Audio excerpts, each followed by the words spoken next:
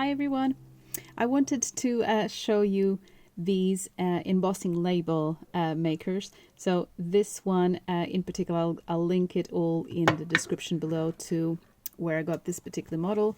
It comes in a box with the label maker, this wheel and another one.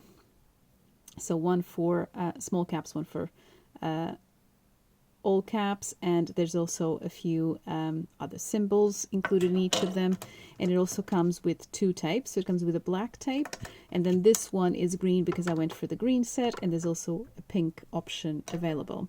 There are some instructions at the back, but I'll just quickly show you how to use. So I'll show you what this font looks like when it's been embossed. I'll then show you how to swap the wheel with this one. It's really easy. And I'll also show you what this other wheel font looks like when it's embossed. So the first thing you want to do is you want to grab, I'll do it with a black one, I think it will show a bit better on camera. You'll want to slide it in ever so slightly here on the side, as much as it will go, which is not a lot. And then with this press here, there's two ways to press it. You can press it gently. You'll hear a little clap, or you can press it really hard, which is when you want to actually emboss the letter that you've got the dial pointing to over here. So I'm not going to do that. I'm just going to keep pressing slightly. And you're going to see at any point now the tape is going to show up at that end, because what it's really doing when you're doing this is the equivalent of adding a space. So you can now see the tape showing up there. So you probably don't need to go as far as that, but I just wanted to show you that it comes out at that end. So now let's say I want to emboss the word test. So I'll go to the T. So the dial is now pointing to the T, and I'm going to do a hard press. I'm just going to do it with this hand. I'm right-handed.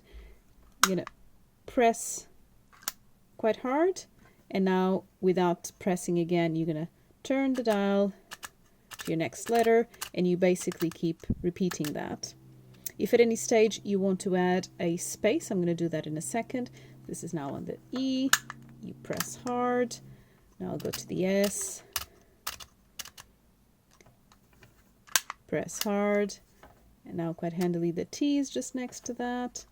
Press hard. And now I want to actually do a space in between the T and my next character. So I'm just going to do a small squeeze.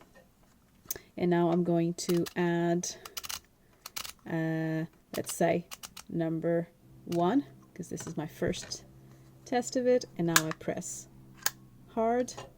And now I actually want to just do one more space, so a little light press. And now you want to turn the dial whenever you're ready to cut the tape. You press it to the scissors symbol there. And now you press hard, and it will have cut the tape for you, and you can just slide it in. And this is what this first font looks like. It's a really cute one. And I'll just show you how to change the tape. So at the moment you have the tape hanging in there, but you can just gently pull it out. And now at the back here there's a little button, so you press that. And then at the same time, you want to pull on this little device here. And now you just slide the wheel off. And I'm going to now replace it with the other one. So you can see there, you just slide it into place. And now we're going to add this little mechanism back on.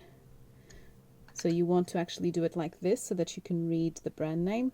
And you'll see here, one of the sides has this slight indentation that's going down. It's really the only way that will go, so even if you forget, you just try it one way and then the other. So this is now secure, and then you do exactly the same thing. So just going to do it one more time. Slide the tape as much as it will go, and keep doing some light squeezes of the tape until it shows coming up there. It's actually not going in. I should have pressed it in a little bit more. And now I can feel that it's going through. And there you have it at that end. Yep. So now let's still do the same word test. just so you can more easily compare the font. So hard press, turn it to the letter you want, E, and now we'll do the S, and now we'll do the T. And again, I want to add a space, so light press, and now I want to add a little heart, which is very cute on this one. So hard press, and I want to add another space, light press, and I want to go to my cut position, hard squeeze, and that is it.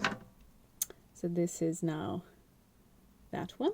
So I'll just, if I can find it, show you both of these so you can see how they compare.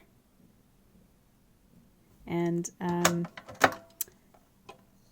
yeah, there's a huge variety of colored tapes that you can get. These are the standard ones that will fit into this machine, will be the 9mm ones. But I just wanted to quickly show you that We Are Memory Keepers has launched some wider ones and what you can actually do with these. So this one's clear. It looks white, but actually it's got a backing, adhesive backing, they all do. And when you remove it, it's actually clear. They have a black, and this is a beautiful wood effect one. And this comes in a pack, and then there's other packs with other colors also available. And I just wanted to show you what you can do with that. I don't actually have a lot of embossing folders that have words in them. I'm waiting to get my hands on one of the We Are Memory Keepers ones that are really perfect for this. But you can just see here what I've done is as part of a much bigger embossing folder, but there was one part of it that said, in this case, happy birthday. So I just placed this on the happy bit, and there you have it. So this one is quite large. You can obviously also do it in any of the codes. So this is just showing you, you can't really see this very well, but this would be in the clear one. So obviously you can imagine if you put this against a colored background, it's going to be whatever color is in the back. This is the wood effect one. And this is just to really show you that it really matters when you're doing words, which way around you put it. So I'll see this only works if you read it like that, happy. I actually put it the wrong way down on the embossing folder. So just be mindful of that when you're doing words. And also just to show you, you can obviously do any other symbols or images you have in any of your embossing folders. So this one was just one that had arrows. I think this would be quite handy for journaling planning layouts. And this one was like a Christmas wintry thing with lots of snowflakes. And again, you can use this like this. You can do bigger strips. You can do smaller ones. But yeah, I'm quite addicted to these. It's kind of a flashback to many decades ago when these were fashionable and probably the only type of label you could easily get your hands on. And they've definitely now made a resurgence. It's really handy. Obviously, you can pretty much type, emboss any word you want. So for cards, for journaling, it's really good. You'll always have whatever sentiment you want to add to it without having to invest a lot in stamps and without having to like go and print in your computer and stuff. If you want something quick and easy that looks really quite retro and vintage, which is very fashionable these days, then this is a great little machine.